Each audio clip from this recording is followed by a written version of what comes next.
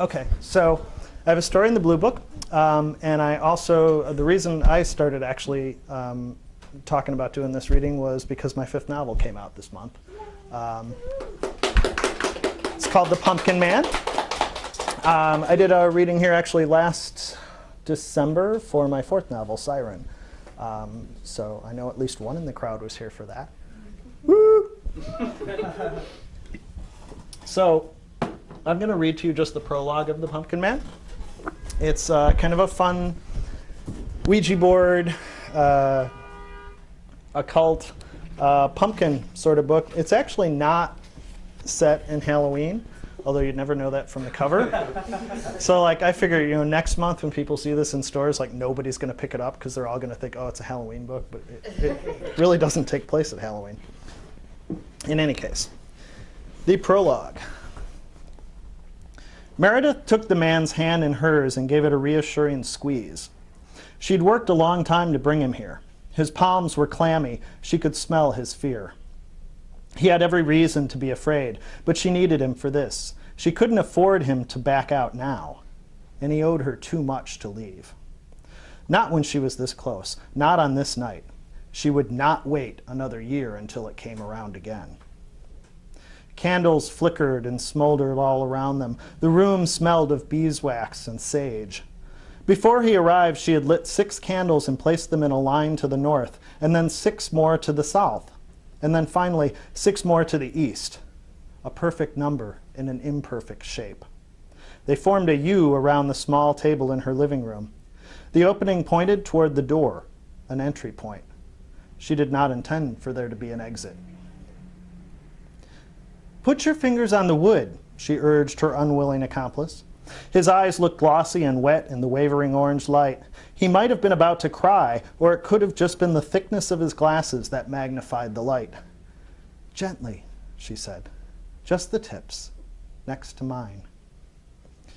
Together they touched the edges of the planchette, and Meredith looked at George's clothes laid out next to the table inside the U. They were the last things her husband had worn, and the rents in the shirt were still stained with his blood. She looked at his carving knives, rusting now with disuse. She remembered the day she had given them to him, the joy they had sparked in his eyes, and then the guilt. How could they afford them, he'd wondered. Meredith smiled at the distant memory. She'd saved for months and secretly driven all the way to San Francisco to buy them. Then she had anointed them with dark words and the contents of one of the secret family jars tucked away in the basement. For a long time, they had brought him happiness before the magic turned dark. "Don't speak," she cautioned. "Don't take your fingers away from the wood. Just let it work through you." She closed her eyes to the mementos of George and remembered him as he'd been in life, broad and quiet, eyes shadowed, but always tender to her. Others had seen differently. They'd persecuted him, called him evil. Eyes shut and locked on the memory of her husband, holding her close in the kitchen of their house, her fingers touching the planchette, Meredith called out to the room. "Spirits close and spirits far, call for me to my beloved. Bring him here to where we are. Let us speak more from beyond the end.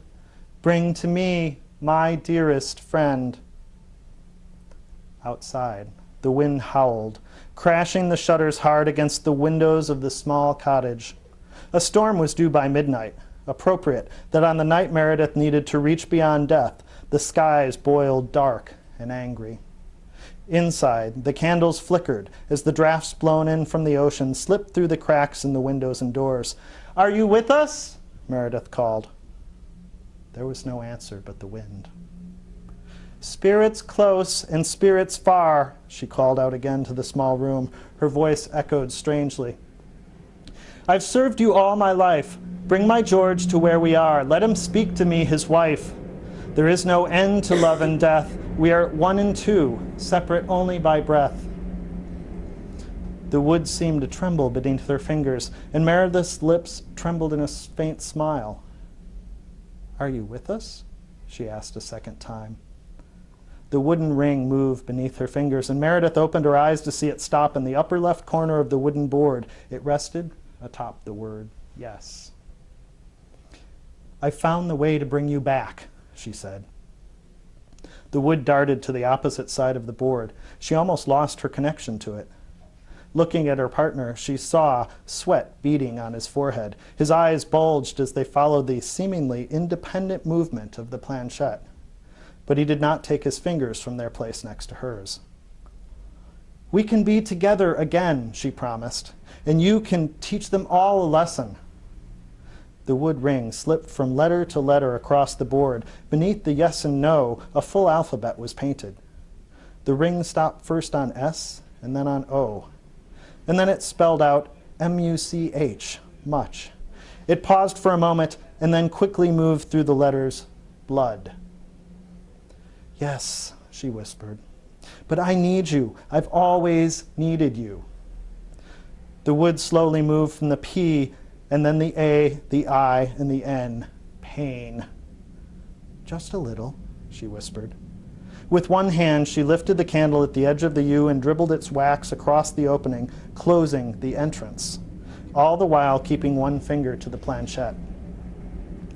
"You are with us now and forevermore," she said. "My love to blind you, my blood to bind you."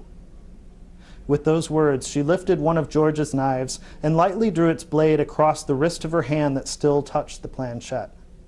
Blood dripped across the board, spotting the knives with crimson, and the wind outside gusted and cried.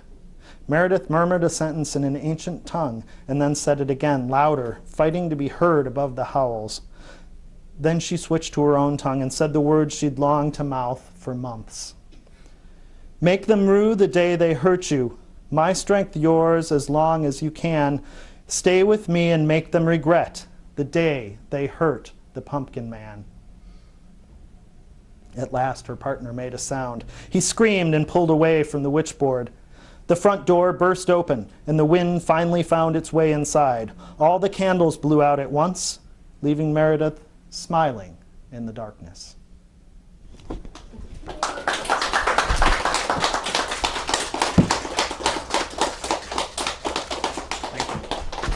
That is the prologue to The Pumpkin Man. It actually takes place sort of in the past of the story, not far past, but the rest of the book chronicles a couple of school teachers from Chicago, actually, who inherit the cottage where this Ouija board seance thing was held, and end up moving out there for a summer because they've got nothing going on. And it turns out that there's a whole series of murders going on in the town related to the Pumpkin Man, and people are sort of ending up dead with their heads cut off and missing, and in place of their heads a pumpkin jack-o'-lantern carved exactly in their likeness. So the Pumpkin Man is back, thanks to Meredith. So I hope you'll check it out. It's a fun book to write. It's a fun book for Halloween, but as I said, not really Halloween based, so you can read it anytime.